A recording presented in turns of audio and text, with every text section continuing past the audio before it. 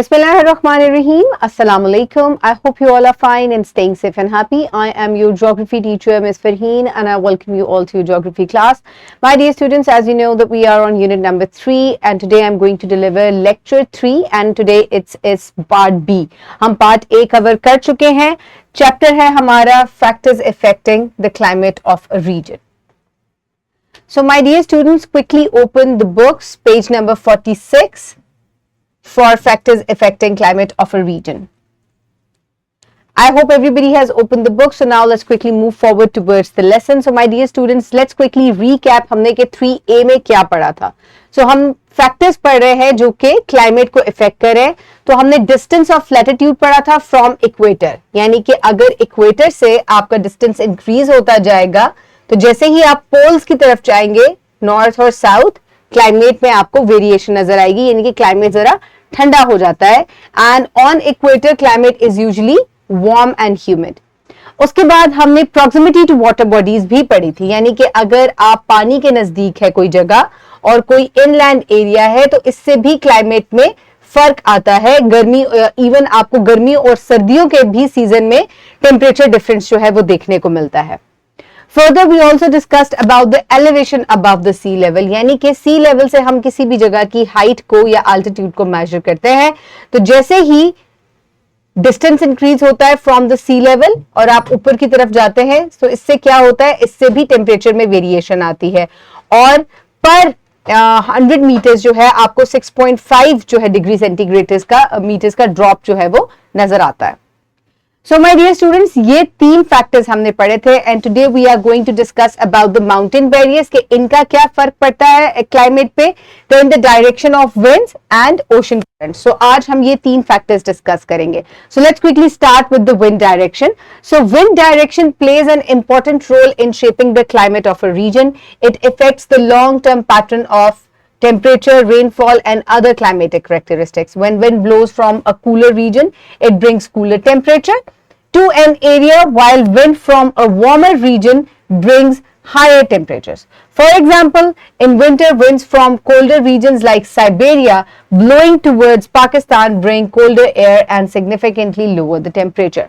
So my dear students, जिस तरीके से पानी का इफेक्ट था इक्वेटर की डिस्टेंस से हमें इफेक्ट नजर आया टेम्परेचर में, इसी तरह जो विंड की डायरेक्शन है, हवा का जो डायरेक्शन है कि ये किस तरफ से ब्लो होती हुई आ रही है, इसका भी बहुत फर्क पड़ता है. अगर ये किसी ठंडे इलाके से ट्रेवल करके आपके पास आ रही है तो डेफिनेटली ये ठंडी हवा या ठंडा टेम्परेचर लेकर आएगी और इस तरीके से टेम्परेचर जो है वो फर्दर ड्रॉप होगा. इसकी बेस्ट एग्जांपल है साइबेरिया की जो हवाएं फरवरी के दिनों में चलती हैं. उससे क्या होता है कि शदीद सर्द हवाओं का रुख जो है वो टुवर्ड्स इक्वेटर की साइड पर होता है और पाकिस्तान जो है वो बिटवीन है. ये साइबेरिया है टुवर्ड द पोल, रशिया के इलाके में है और ये काफी पोल से, नॉर्थ पोल से नजदीक है. सो ये विंड्स जब इस तरफ ब्लो करती है तो क्या होता है कि ये बहुत ही कम टेम्परेचर जो है लेकर आती है. इसी वजह से ये काफी यख बस्ता हवाएं हैं और काफी खुश्क भी होती हैं. तो फरवरी के दिनों में काफी खुश्क और ठंडी यख हवाएं जो हैं वो चलती हैं और इनको अक्सर कहते हैं कि साइबेरिया की हवाएं जो हैं वो चल रही हैं. इसके अलावा टेम्परेचर का एक और भी फर्क होता है. ये जो टेम्परेचर की ये जो हवाएं हैं ये अपने साथ नमी भी लेकर आती है और बारिशें भी लेकर आती हैं. तो ये भी डिपेंड करता है कि हवा किस तरफ से चल के आ रही है, क्या वो खुश्क है, क्या वो अपने साथ नमी लिए हुए हैं या वाटर वेपर्स कैरी कर रही हैं. तो ये बारिशें बनाती हैं, ठीक है, जिनको आप अक्सर मॉनसून भी कहते हैं. तो इसको देखते हैं कि ये कैसे इफेक्ट करती है. Similarly wind direction also determine the source of moisture, कि ये कहां से पानी, अगर ये समंदर की जानिब से आपकी तरफ चल रही है तो definitely they are going to bring moisture with them और ये बारिश का सबब बनेगी. इसी तरह अगर ये लैंड टू लैंड ट्रेवल कर रही है तो इसका मतलब है कोई मॉइस्चर नहीं होगा, ये ड्राई होंगी विंड्स. या अगर लैंड से ओशन की तरफ जा रही है तब भी ये ड्राई विंड्स होंगी. So wind blowing over water bodies bring over more humidity while winds from dry region bring less moisture. Additionally, wind interaction with mountains or oceans further influence climate patterns. Moreover, local winds resulting from temperature changes can cause dust storms which moderate extreme temperatures in some areas. So my dear students, हवा जो है ये बहुत ही ज्यादा अहम है. एक तो ये बारिशों का सबब बनती है. ड्राइनेस अगर कहीं पे बहुत ज्यादा है, खुश्क साली है, यानी कि बाज़ जगह आप डेजर्ट्स देखते हैं वहां क्यों जो है वो बारिशें नहीं होती, क्योंकि वो इस तरह के रीजन में पाए जाते हैं कि जब हवा वहां से गुजरती है तो हवा कंप्लीटली ड्राई हो चुकी होती है, कहीं पर भी बारिश बरसात कर आ चुकी होती है और उसके पास अब इतना मॉइस्चर नहीं होता कि वो उस जगह को भी दे, तो इस वजह से वो एरियाज जो हैं दे बिकम डेजर्ट्स। इसके अलावा हवा किस तरीके से जो है आपके एरिया को जो है वो ठंडा रख सकती है। अक्सर आप देखते हैं कि दिन के टाइम बहुत ज्यादा गर्मियों में जो है वो शदीद टेम्परेचर जो है वो हाई हुआ होता है, और शाम के टाइम अचानक क्या होता है कि हवा चलती है और एक आंधी सी आती है और हवा आपका मौसम जो है वो बिल्कुल मुतनासिब सा हो जाता है या मॉडरेट हो जाता है। तो हवाएं जो हैं बहुत ज्यादा इफेक्ट करती हैं, क्योंकि हवा क्या है, basically it is the movement of air. Air आपके हर तरफ है, जैसे कोई चीज हिलती है तो आपको हवा महसूस होती है।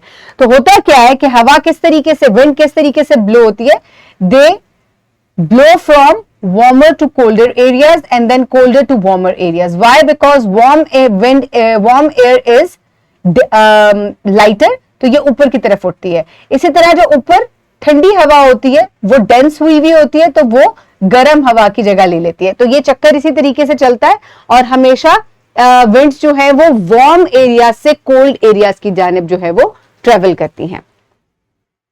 Okay, my dear students, now let's quickly move forward towards a simulation जिसमें मैं आपको विंड डायरेक्शंस और किस तरीके से ये नमी का सबब बनती है या बारिशों का सबब बनती है वो दिखाती हूँ। सो यहाँ आपको एक वर्ल्ड मैप नजर आ रहा है, इसको अगर आप गौर से देखें तो आपको कुछ एरोज भी इसमें नजर आ रहे हैं। आप लोगों को कुछ एरोज नजर आ रहे हैं ना इसमें।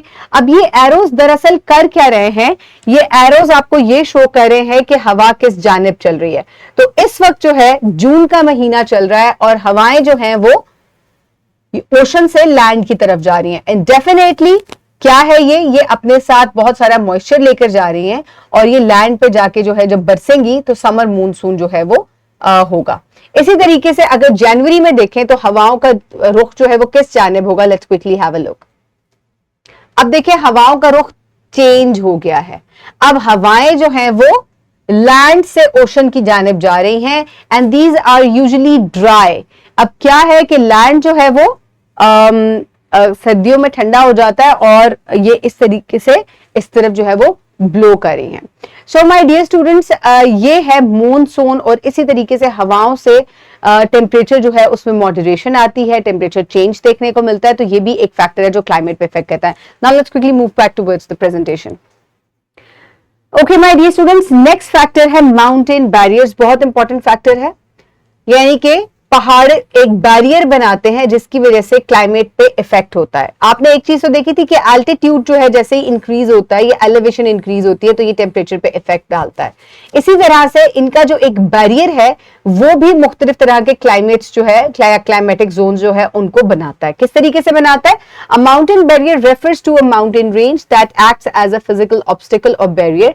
It can block air movements, affect weather patterns and create distinct climate conditions on either side of the mountain।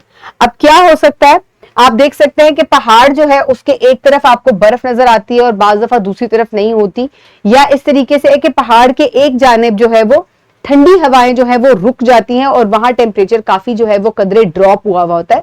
दूसरी जानिब जो है क्योंकि वो बैरियर बना लेती हैं और यख बस्ता हवाएं जो है वो दूसरी जानिब एंटर नहीं हो पाती, तो वहां कदरे मॉडरेट टेम्परेचर हो सकता है। तो बैरियर्स जो है वो इस तरीके से इसको इफेक्ट करते हैं।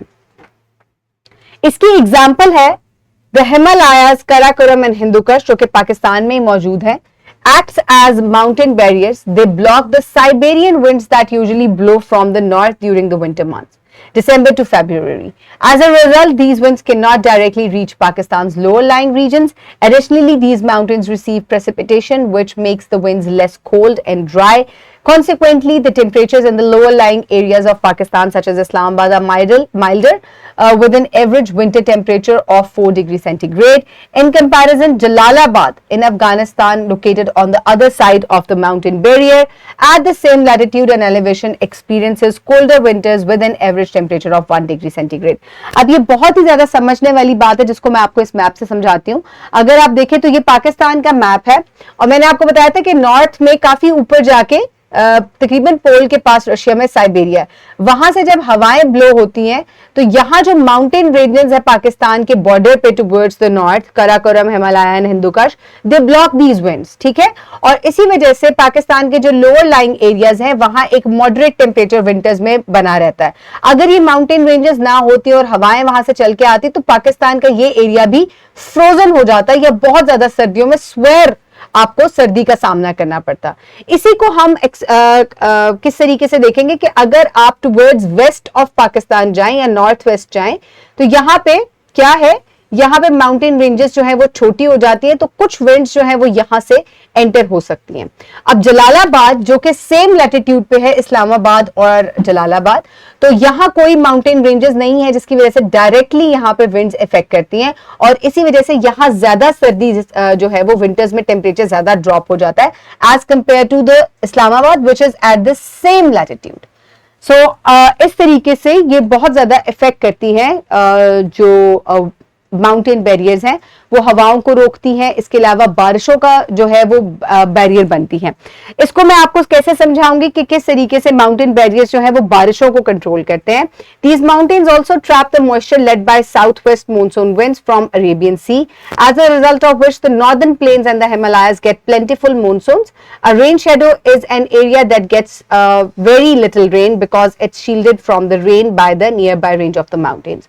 सो जो विंड्स यहां से ब्लो होके आ रही हैं तो हिमालय की एक साइड तो आपको लश ग्रीन नजर आएगी while the other side is rain shadowed, क्योंकि जितनी भी बारिश है, जितनी भी हवाएं हैं वो अपना सारा मॉइस्चर यहां ड्रॉप कर देंगी और जो हवाएं दूसरी तरफ जाएंगी वो यूजुअली ड्राई होंगी, इसी वजह से यहां बहुत ही कम बारिश होगी या ना होने के बराबर होगी, जिसकी वजह से इसको हम रेन शेडोड एरिया कहेंगे। सो ये लीवर्ड साइड है और ये रेन शेडोड एरिया है। Now let's quickly move towards the ocean currents. ये भी एक फैक्टर है जो कि क्या करता है, बहुत ही ज्यादा क्लाइमेट को इफेक्ट करता है। हमने प्रॉक्सिमिटी टू वाटर बॉडीज पढ़ी थी कि वाटर बॉडी के करीब अगर कोई इलाका है तो वहां मॉडरेट टेम्परेचर होगा as compare to an inland area जहां पे बहुत आपको हाई वेरिएशन टेम्परेचर की नजर आएगी as compare to the ones which are near to the ocean और सीज। सो अब इसी तरीके से ओशन करंट्स क्या हैं और ये किस तरीके से टेम्परेचर को मॉडरेट करते हैं या क्लाइमेट को इफेक्ट करते हैं। Let's quickly have a look. So ocean currents balance global temperatures by sending warm waters from the equator to the poles and bringing cold water back. अब इसी तरीके से गर्म पानी भी मूव करता है, पानी भी एक मूवमेंट में रहता है जिस तरह हवा मूवमेंट में रहती है। सो डेफिनेटली इक्वेटर पे वार्म टेम्परेचर्स होते हैं, तो यहाँ जितने भी ओशंस हैं they are warm, they have warm waters. तो अगर ये इसी तरीके से हीट अप होते रहेंगे तो यहाँ जितने भी इलाके इक्वेटर पे हैं ये तो एक्सट्रीम वार्म हो जाएंगे। तो किस तरीके से मॉडरेशन होनी चाहिए कि ये जो पानी है ये एक जगह स्टेगनेंट नहीं रहता बल्कि इट कीप्स ऑन मूविंग। तो जो वार्म वाटर है it moves towards the poles, towards south and north, और इस तरह से यहां जाकर ये दोबारा ठंडा हो जाता है और यहां से जो ठंडा पानी है it move down towards the equator और इस तरीके से हीट जो है उसको डिसिपेट कर दिया जाता है और टेम्परेचर जो है वो मॉडरेशन में आ जाता है। ये भी मैं आपको एक सिमुलेशन से पढ़ाऊंगी। Let's first quickly complete the text. So oceans around the equator absorb most of the sun's heat, जो कि मैंने आपको बताया, because the sun is almost vertical on the equator. If the ocean currents did not transfer this heat to the cold water, summers and winters at the equator and poles would be much more severe than we currently observe. तो यहाँ extreme heat हो जाएगी क्योंकि constantly heat जो है वो sun की यहाँ पड़ रही है और यहाँ extreme cold हो जाएगी। ठीक है, यहाँ पे बिल्कुल कोई और वेरिएशन नहीं होगी। तो क्योंकि पानी जो है वो मूव कर रहा है, वार्म यहाँ जा रहा है और ठंडा नीचे आ रहा है, तो इस तरीके से हीट डिसिपेट होने की वजह से आपको दोनों जगह स्लाइट मॉडरेशन नजर आएगी। Other than this evaporation from these water bodies also keep the temperature of an area moderate. So let's quickly look at the map first. तो ये जो आपको एक रेड एंड ब्लू एरोस नजर आ रहे हैं ये एक बेल्ट बनी हुई है जिसको कन्वायर बेल्ट कहते हैं और ये जो बेल्ट है आप देख सकते हैं कि ये जो वाटर्स हैं, वार्म वाटर्स हैं, they are moving up towards the north. यहां जाके ये ठंडी पानी जो है उसको रिप्लेस हो जाता है and the cold water sinks back towards the equator and further down. So इसी तरीके से ये बेल्ट जो है continuously works and moderate the temperatures. Now let's quickly move forward towards the simulation and look at the ocean currents.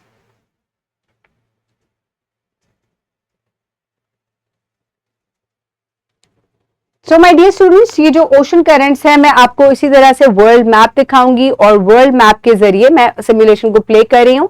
World map आप देखेंगे और world map में आपको पूरे जो करंट्स हैं ये आपको मूव करते हुए नजर आएंगे कि किस तरीके से पानी जो है वो वार्म होता है and then it moves upward. Deep ocean currents भी बनते हैं, शैलो ओशन करंट्स भी बनते हैं। ये आपको ग्लोब नजर आ रहा है जिसमें ये वाटर है। अब ये ग्रेट कन्वायर बेल्ट है जो कि मैं आपको दिखाऊंगी। ये देखें, ये पानी जो है इक्वेटर से वार्म अप होता है and it goes up towards the poles, cools down और the cold water takes its place and comes down.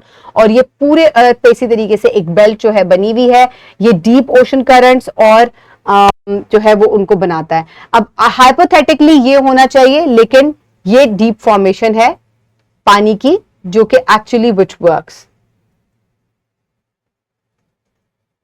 ये देखें, ये इस तरीके से वर्क करता है। नीचे भी पानी जो है वो चक्कर की तरफ बनता है और shallow waters on the top they also work. ये यहां से वार्म होता है, it sinks and then water keeps on moving.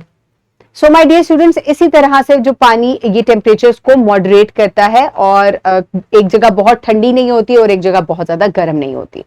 So today we have discussed the next 3 factors that affect the climate of a region. I hope now you understand all the main 6 factors that make the climate of a region. So my dear students, for practice you can download this worksheet from the description box below this video, or you can get it in print form by your teacher. So pause the video and quickly finish the worksheet. I hope everybody has finished the worksheet. Now let's quickly move forward towards your homework. For your homework, you will complete MCQ number 4 from exercise A, exercise E question number 3 and skill 3.3 and activity number 1 from your books. So this will be your homework. Teachers can also complete the activities in the class and the skill sheet. You will scan the QR code and have access to the skill sheet. So my dear students, this was it. आज हमने complete कर लिया lecture 3B का part B। lecture 3 का जो part B था जिसमें हमने तमाम climatic factors पढ़े हैं जो कि किसी भी factor को किसी भी क्लाइमेट को बनाते हैं। किसी भी जगह क्यों गर्मी है, सर्दी है या इतनी वेरिएशन ऑफ क्लाइमेट आपको नजर आती है, तो ये वो फैक्टर्स हैं जो कि क्लाइमेट को इन्फ्लुएंस करते हैं। I hope you have enjoyed today's lecture. Keep everybody around you safe. Have a good day. Thank you so much and Allah Hafiz.